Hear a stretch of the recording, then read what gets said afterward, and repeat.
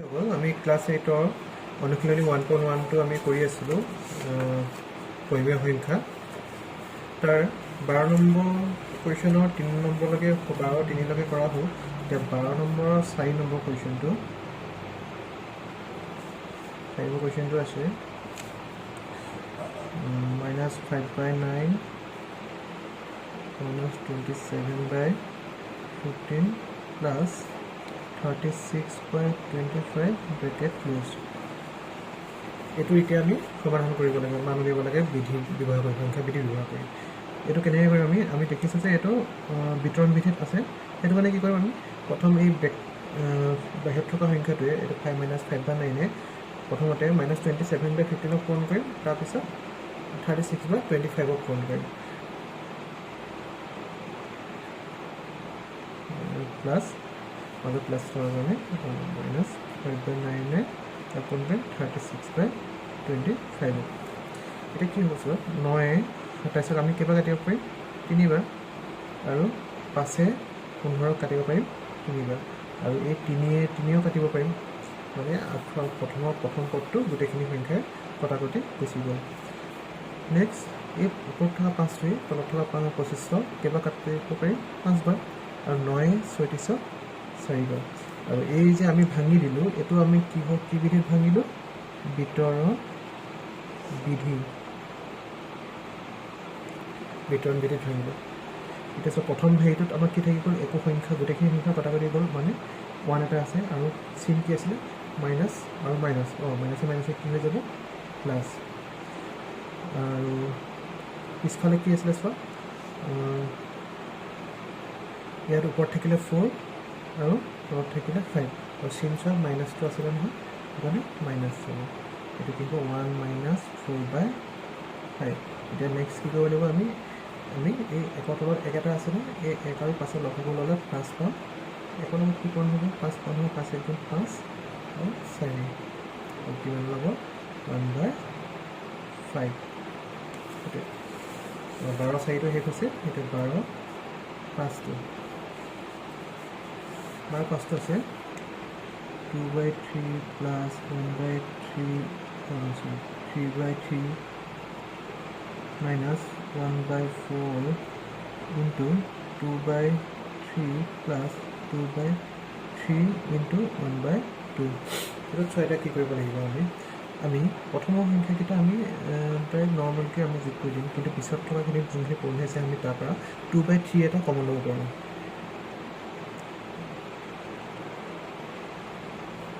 এইকেইটা এই প্ৰথম দুটাৰ পৰা এই দুটাৰ পৰা কমন আহিব তোমাৰ 3 এটা কমন 3 লগাব ল'লোঁ, আৰু ওপৰৰ দুটা সংখ্যা যোগ হৈ যাব। মাইনাছ এইপিনে কি কৰিম আমি 2/3টো আমি কমন ল'ম। এই 2/3টো কমন লোৱাৰ লগে লগে ব্ৰেকেটৰ ভিতৰত কি থাকি যাব, প্ৰথম এইটোৰ পৰা -2/3টো আহি যোৱাৰ লগে লগে ইয়াত থাকিব 1/4, আৰু ইয়াৰ পৰা 2/3, কিন্তু মাইনাছ আছে কাৰণে ইয়াত কি বহিব মাইনাছে বহিব 1/2, সেইকাৰণে তেতিয়াহে মাইনাছে প্লাছ হ'ব। এইটো আমি কিহত ভাঙিলোঁ, এতিয়া বনালোঁ কি বিধিত গ'ল, বিতৰণ বিধি।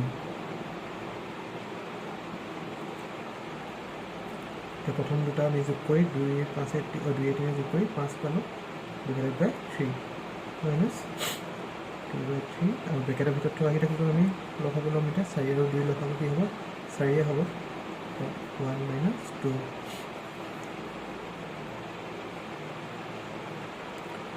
এতিয়া 2/3 এইটো ব্ৰেকেটটো যদি আমি খুলি দিওঁ কি হ'ব, ইয়াত 1 আৰু 2ৰ পৰা 1 গ'লে 1 থাকিলে 1/4 হ'ল, আৰু ডাঙৰ কি চিন আছিলে মাইনাছ, সেইটো কাৰণে ইয়াত মাইনাছ। 2-4 কেইবাৰ কাটিব পাৰিম আমি 2বাৰ, পিছতো কি থাকি গ'ল এতিয়া -1 আৰু 3 × 2, মাইনাছে কি হৈ যাব প্লাছ 1/6। এতিয়া 3 আৰু 6 লগাব কি ল'ব আমি 6, আৰু এইপিনে কি হৈ যাব 5ৰ লগত 2 পূৰণ হ'ব, আৰু ওপৰত 1 থাকিব। এইটো এইপিনে যোৱা নাই কাৰণে মই ইয়াতে কৰি দিছোঁ দেই।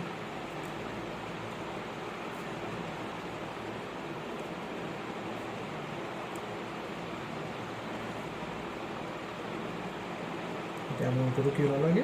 11/6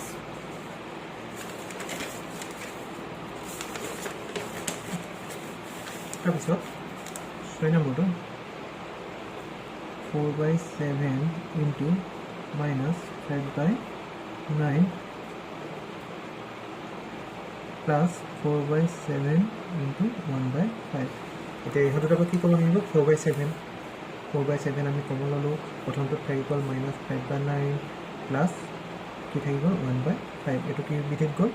ভিতৰৰ বিধি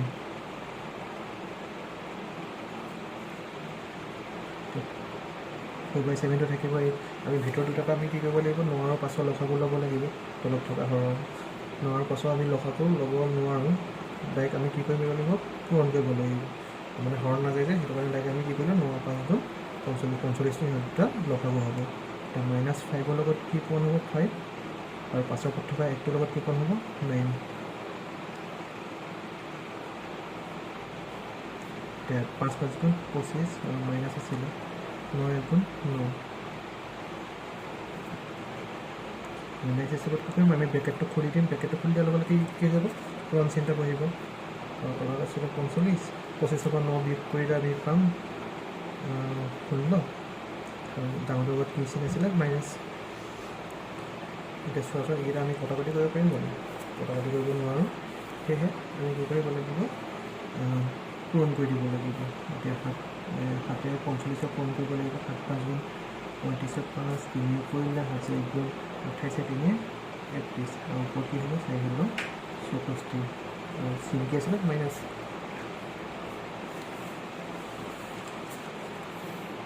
এতিয়া 7 নম্বৰটো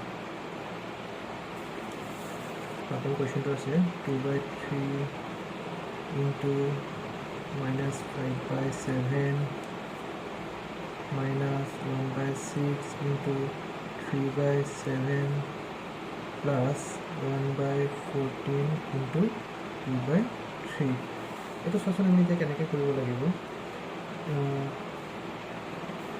ইয়াত মিলি থকা তোমালোকৰ কি আছে 2/3 এইটো 2/3 এইবিলাক মিলি আছে এইটো আমি কি কৰিম ওচৰলৈ লৈ আহিম 2/3 minus 5/7 আৰু প্লাছ কি আছে 1/14 into 2/3 আৰু এই সংখ্যাকেইটা কি কৰিম আমি এইটো চাইডে লৈ যাম এইটো চাইডে লৈ গৈ আমি কি কৰিব লাগিব পূৰণে কৰি দিব লাগিব এইটো 6 7 গুণ 42 আৰু 3 গুণ 3 এতিয়া ইহঁত দুটাৰ পৰা আমি কি কৰিব লাগিব 2/3 এটা কমন ল'ব পাৰিম 2/3 কমন লোৱাৰ লগে লগে মাইনাছ 5/7 প্লাছ 1/14টো ব্ৰেকেটৰ ভিতৰত থাকি যাব এইটো এতিয়া কি বিধিত গ'ল ভিতৰৰ বিধি এতিয়া 7 আৰু 14 লসাগু কিমান হ'ব 14 আৰু -5ৰ লগত কি পূৰণ কৰিব লাগিব 2 5 2 গুণ 10 হ'ব আৰু 1ৰ লগত একে পূৰণ হ'ব সেইটো কাৰণে 1 হ'ব এইটো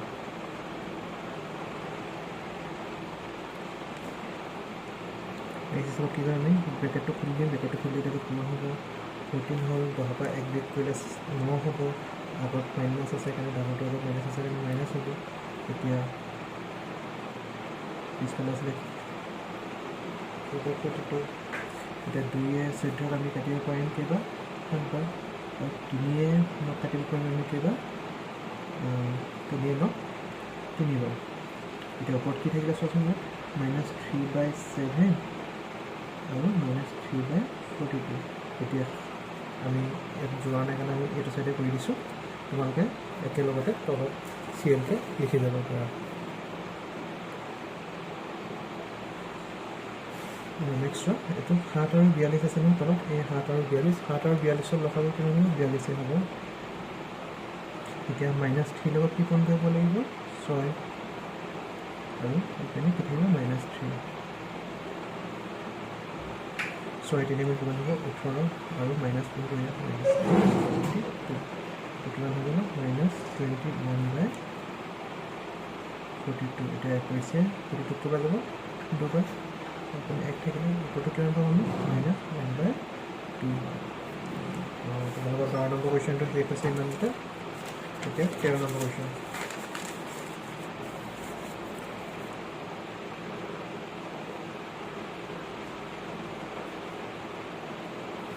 তেওঁলোকক সুধিছে যে তলৰ সংখ্যাকেইটা যোগ আৰু পূৰণৰ ক্ষেত্ৰত সহযোগ বিধি মানি চলেনে কৰি চোৱা। সংখ্যাকেইটা কি কি আছে -2/3, 3/8 আৰু 4/5। এইকেইটা আমাৰ যোগ আৰু পূৰণৰ ক্ষেত্ৰত সহযোগ বিধি মানি চলেনে কৰি চাব লাগে। তাৰ কাৰণে আমি কি কৰিব লাগিব, প্ৰথমতে আমি ধৰি ল'ব লাগিব যে ধৰা হ'ল a equal -2/3, b equal 3/8 আৰু c equal 4/5। এতিয়া প্ৰথমতে কি কৰিম আমি যোগৰ ক্ষেত্ৰত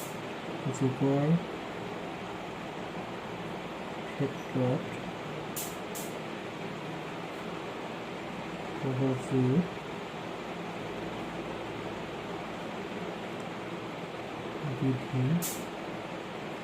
মতে যোগৰ ক্ষেত্ৰত সহযোগ বিধিৰ মতে কেনেকুৱা আছিলে,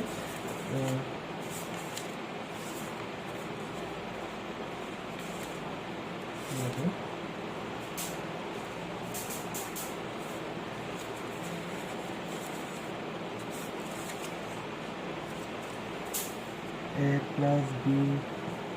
bracket close plus c equal a plus bracket b plus c এইটো আছিলে। এতিয়া আমাৰ এইকেইটা আমি ইয়াত বহাই চাব লাগিব। এ ঠাইত কি বহিব -2/3, বি ঠাইত বহিব 3/8, চি ঠাইত বহিব কি 4/5। ঠিক সেইদৰে এইটো চাইডে আমি চাম, এ ঠাইত বহিব -2/3 প্লাছ বি ঠাইত বহিব 3/8 আৰু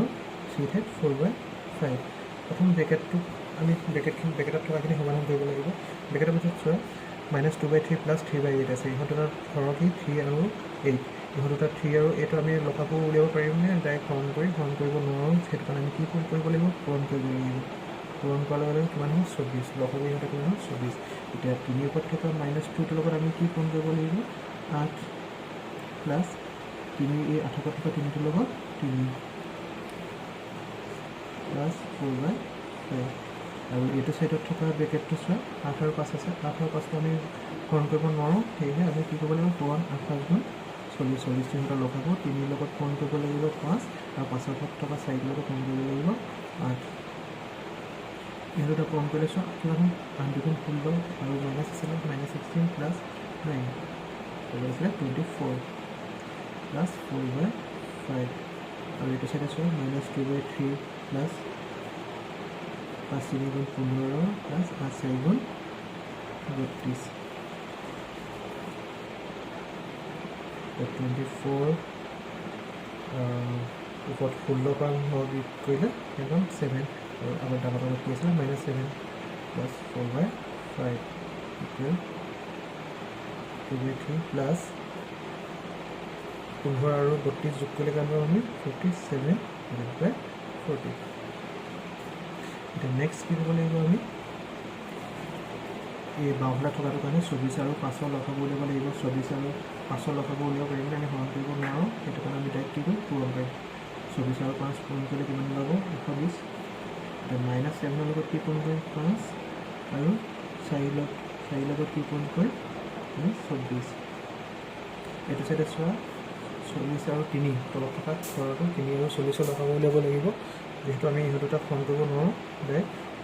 সেইটো কাৰণে কি কৰিম আমি পূৰণ কৰিম। 40ৰ লগত 3 পূৰণ কৰিলে 120, 3 ওপৰত থকা -2টোৰ লগত পূৰণ হ'ব 40 প্লাছ এইপিনে 47ৰ লগত পূৰণ হ'ব 3। এতিয়া এইকেইটা আমি পূৰণ কৰি চাওঁ 7 × 5 = 35 মাইনাছ আৰু 4 × 4 = 96। এইপিনে ঠিক তেনেকৈ 40ৰ লগত 2 পূৰণ কৰিলে 80 মাইনাছ 80 প্লাছ 47ৰ লগত 3 পূৰণ কৰিলে 3 × 21 2 কৰিলে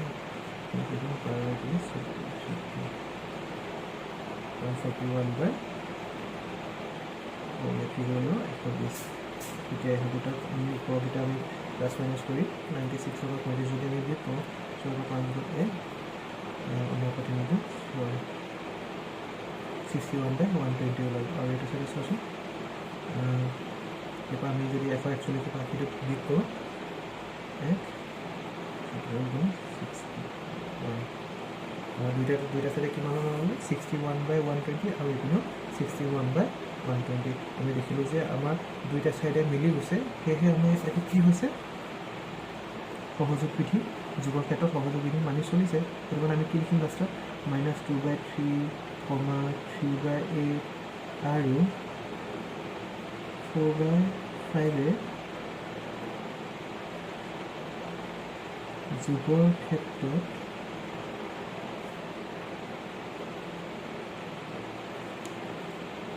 সহযোগ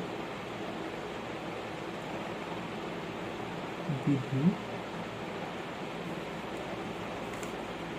মানি চলে যোগৰ ক্ষেত্ৰত হৈ গ'ল এতিয়া আমি কৰি চাব লাগিব পুৰণৰ ক্ষেত্ৰত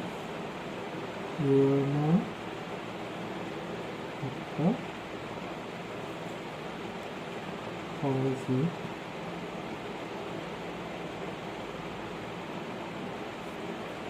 বিধি মতে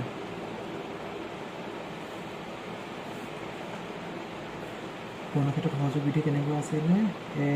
× B × C equal A × B × C এতিয়া এই ঠাইত আমি কি পাতিম -2/3 × 3/8 ব্ৰেকেট ক্ল'জ × C ঠাইত কি আহিব 4/5 আকৌ এ ঠাইত -2/3 × ব্ৰেকেট B ঠাইত বহিব 3/8 C ঠাইত 4/5 এতিয়া 2য়ে 8ক কাটিও আমি 4 যাব 3য়ে 3 ডাইৰেক্ট কটাই যাব আকৌ এইটো চাইডে চোৱা 4য়ে 8ক 2 যাব এতিয়া ব্ৰেকেটটো আমি খুলি দিম আৰু ইয়াত ওপৰত কি থাকিলে গোটেইকেইটা কটা গ'ল মানে এক এটা থাকিলে আৰু তলত কি থাকিলে 4 থাকিলে পূৰণ 4/5 ইকুৱেল -2/3 আৰু এইপিনে চোৱা ব্ৰেকেটটো খুলি থাকিব ব্ৰেকেটৰ ভিতৰত কি থাকিব ওপৰত থাকিলে 3 তলত থাকিলে 2 আৰু 5 যিহেতু এই দুটা পূৰণ আছে 5 × 10 এতিয়া এইপিনে চোৱা 4য়ে কটা গ'ল 3য়ে 3 কটা গ'ল আকৌ 2য়ে 10ক 5 গ'ল এতিয়া বাওঁ চাইডে কি থাকিলে ওপৰত থাকিলে -1 তলত থাকিলে 5 আৰু এইটো চাইডেও ওপৰত থাকিলে -1 তলত থাকিলে 5 যিহেতু দুইটা চাইডে একে বাওঁফাল সোঁফাল দুইটা সমান সেয়েহে আমি কি লিখিম আটাইকে -2/3, 3/8 আৰু 4/5 পুৰণৰ ক্ষেত্ৰত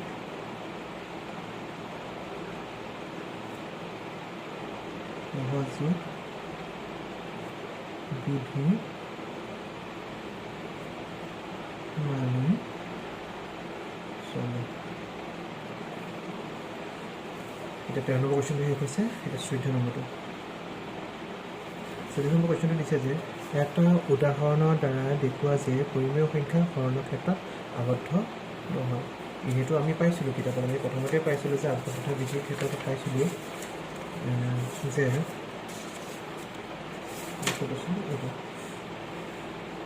শূন্য বাদ দি পৰিমেয় সংখ্যাবোৰ হৰণৰ ক্ষেত্ৰত আবদ্ধ আমি পাইছিলোঁ কি হৰণৰ ক্ষেত্ৰত আবদ্ধ হয় কিন্তু শূন্য বাদ দি আমি থৈ ল'লোঁ এইটো চলিউশ্যনটো চোৱা কেনেকৈ কৰিব লাগিব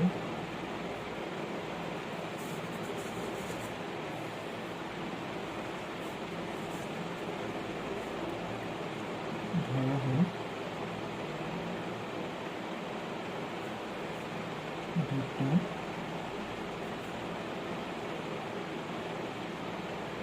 পৰিমেয় সংখ্যা 5 আৰু 0 এতিয়া পাছত 0ৰে হৰণ কৰি পাম 5 হৰণ 0 ইকুৱেল আমি শূন্যৰে যিকোনো সংখ্যা হৰণ কৰিলে কিবা উত্তৰ ওলাব জানো যিহেতু শূন্যৰে কাকো আমি হৰণ কৰিব নোৱাৰোঁ অনিৰ্ণয় হয় আমি কি লিখিম অনিৰ্ণয়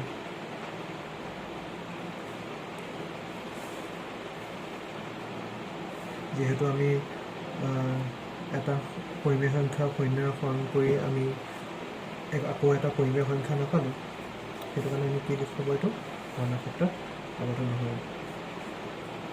গতিকে যিহেতু 5ক শূন্যৰে হৰণ কৰি কোনো পৰিমেয় সংখ্যা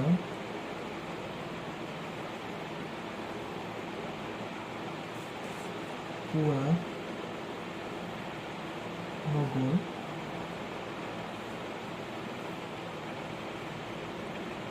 সেয়েহে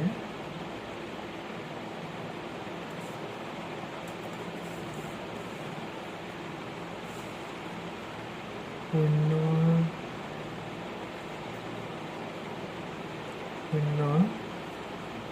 ক্ষেত্ৰত